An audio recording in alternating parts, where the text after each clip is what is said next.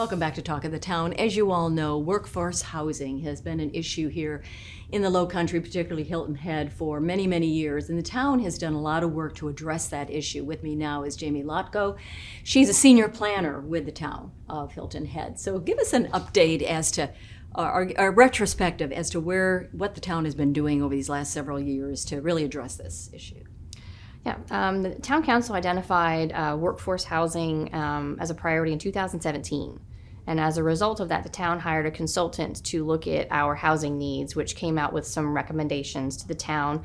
And we looked at some of those initiatives, and one of those was the possibility of a regional housing trust fund with the county and other regional partners. And we're still looking at that, so that is still a possibility. Mm-hmm. And there were some incentives put into our land management ordinance to incentivize the development of workforce housing.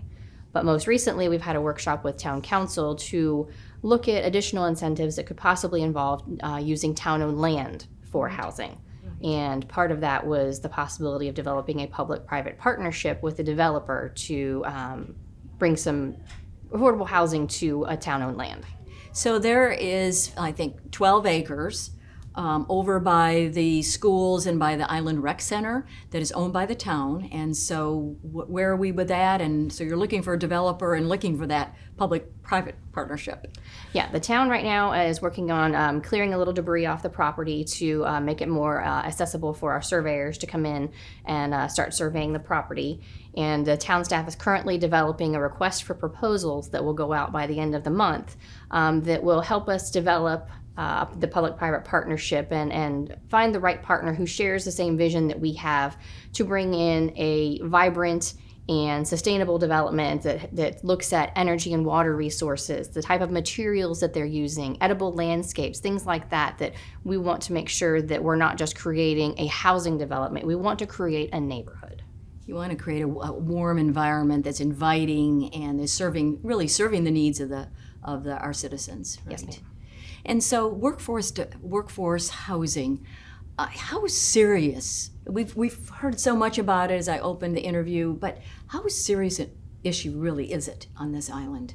It's becoming worse and worse. We have data that we have over 13,000 workers who commute to the island. Some do it by choice because they want to live in the Bluffton area, but there is a good portion of them that commute from Jasper County, Hampton County, hours by bus or by carpooling because they just don't have the means to live on the island. I mean, this is our teachers and our firefighters, our hospitality and construction workers that we want to do this to provide them an option to live on the island should they want to live and work here. And so do you think this concept of the public-private partnership is one of the main answers to this issue?